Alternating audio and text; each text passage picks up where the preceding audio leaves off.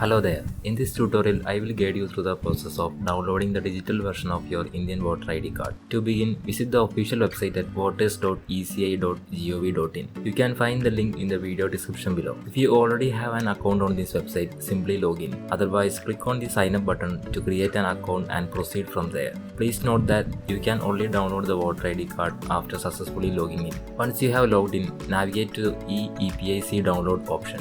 Next, enter the voter ID number of the person whose card you would like to download.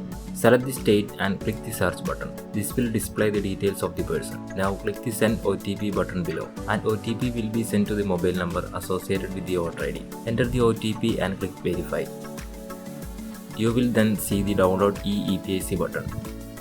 Click on it to download the card to your device. I hope you found this tutorial helpful. If you did, please consider sharing it and subscribing to our channel for more informative content. Thank you for watching.